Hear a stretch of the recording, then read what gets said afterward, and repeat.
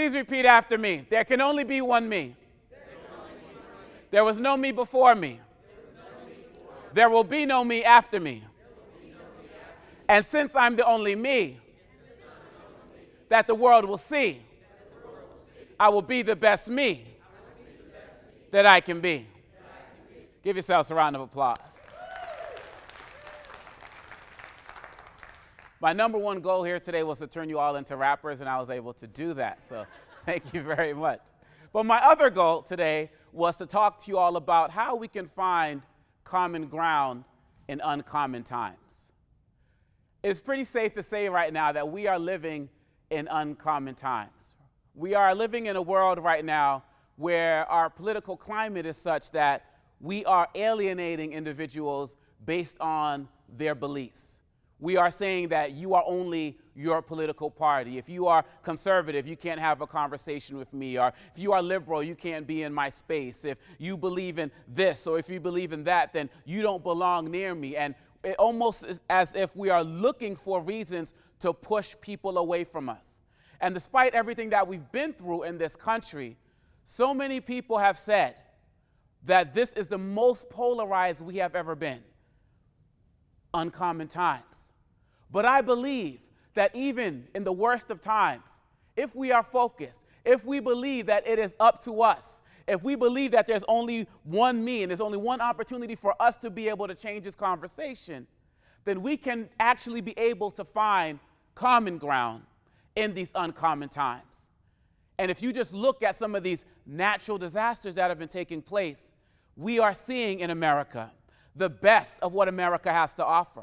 We are seeing each other find that common ground in these uncommon times. When I turn on the television and see what has happened with Hurricane Irma and Harvey, I'm seeing people help each other. I'm seeing people who have boats go to communities where people don't have the ability to leave their homes and helping them get out. Common ground. I'm seeing people who are stuck in their bakeries who don't have an opportunity to leave saying, okay, we're here, we're just going to bake bread and feed the people. Common ground.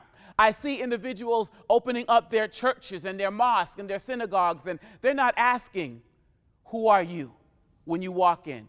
Do you believe in our God? Do you call out God by the same name that we call him to? They're saying, no, we are sheltering you because you are a human being. Because at the end of the day, our human experience is what needs to help us find common ground. I even saw one story on an airplane. A flight got canceled, and so everybody had to find cars and figure out where they were going to go. And one woman, she just couldn't get anywhere. And so another family said, you can drive with us. We'll take you where we need to go. You see, we as human beings in this country, as well as beyond, we have the ability to find common ground when there are natural disasters. And I believe that if we can find common ground during natural disasters, we can find common ground during man-made disasters, during human-made disasters, during woman-made disasters. We can do that. And what I want to share with you all is 4 simple techniques of what we can do individually, in our jobs, in our communities, and even beyond that to help find common ground. I believe in growing, and I speak a lot about growing towards your greatness, but for me, GROW is an acronym. It's G-R-O-W. And so when we talk about growing and finding common ground, the first thing that we need to do is give. Everyone say give. You have to remember, as Les Brown said, that we have 2 ears and 1 mouth, and we have to use them in proportion. And what that means is, if you want to start building common ground, you have to start giving your attention to the experiences of other people. And too many times when a discussion might be getting heated, we find ourselves waiting to speak as opposed to actually listening. And some of us who are married know that a little better than others. I'll just leave that alone for now. But we have to remember that when we get the most frustrated, sometimes we have to sit back and actually hear what the person is saying. You know, it's the great Stephen Covey who said that we have to seek to understand before we seek to be understood. And too many times, we selfishly want to just say what's on our mind and not hear what else everyone else is dealing with. I know in my space dealing with leadership and diversity in education, whether it's in the United States or abroad, I've had too many experiences where I found myself getting frustrated and angry and not really listening to the experiences of the other people, and I lost them. I lost the ability to communicate with them. And when you do that, ladies and gentlemen, you're losing the possibilities to create incredible conversations. And the other part of giving is about service. Dr. King said everybody can be great because everybody can serve. So are we giving more of our time, giving more of our energy to help people? Because sometimes when people see you serving for no reason at all, and you're serving them in their completely different faith and background of who you are, then they're willing to listen to you as well. So let's look at our quality and our quantity of giving, because everybody has the ability to do that. The next step, the next thing we have to do if we're interested in finding common ground, is we have to release. Everybody say release.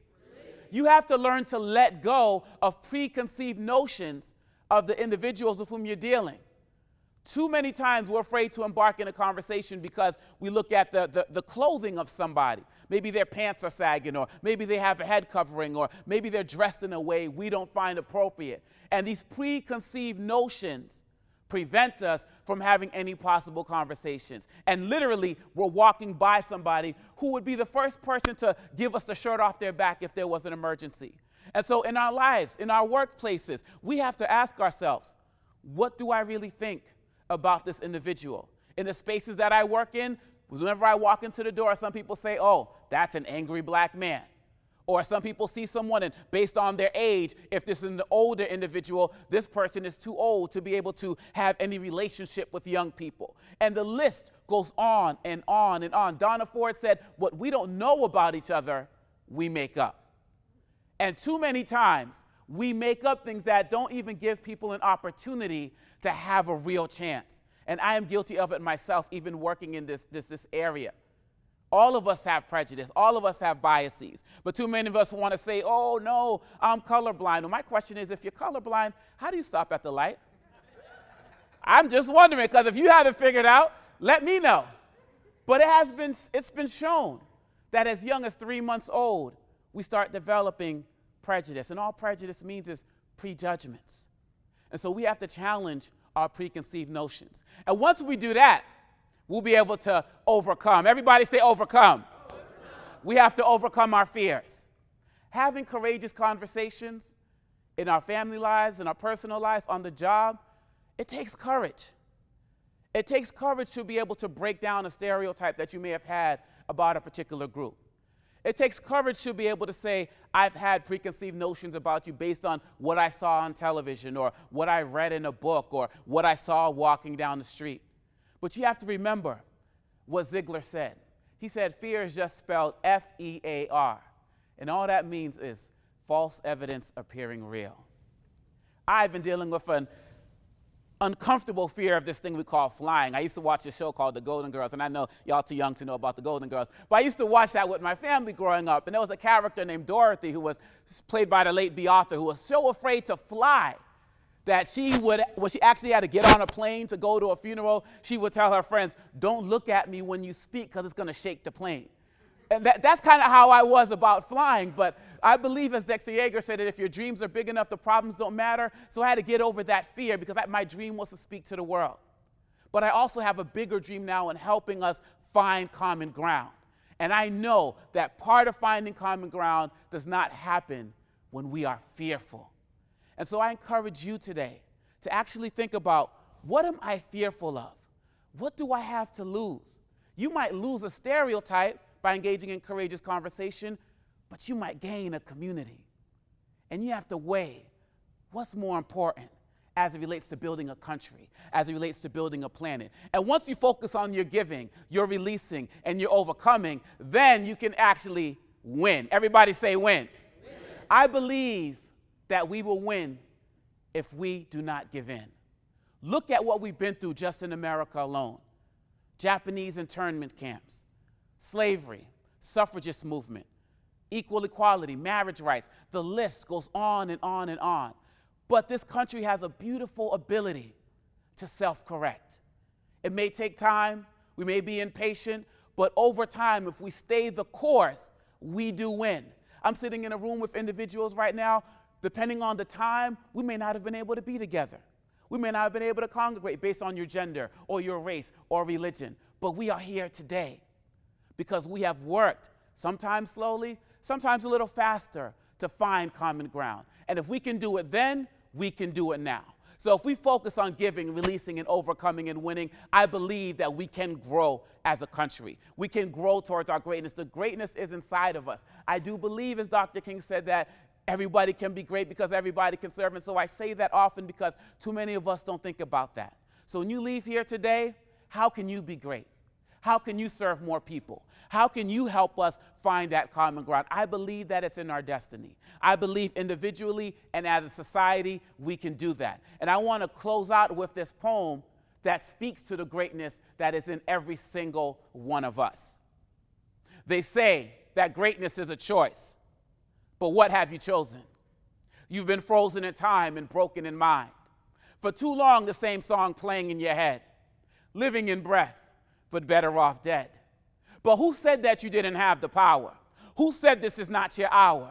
You've been showered with a steady stream of words that kill your dreams. But since you're still breathing, then someone has lied to you, tried to deny you of your own potential inside you.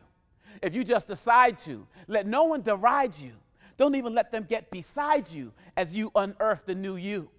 Stop listening to naysayers and decide to do you. No more pity parties, sob stories, and boo-hoos. If no one told you that you're great, then let me be the first to.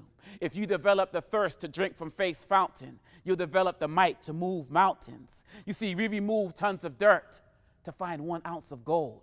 So we'll ask you to remove tons of hurt and just uncover 1 ounce of your soul. You'll set yourself on a true path of excellence, getting out of your passenger seat and driving your own car, reaching for the moon, but maybe only landing among the stars. You see, you have greatness inside you, but you must choose to be great. Blaze a path of excellence, leaving fear in your wake. All you need is already inside you. You just must believe in yourself. Grow towards your greatness and discover your true wealth. Find that common ground. Thank you.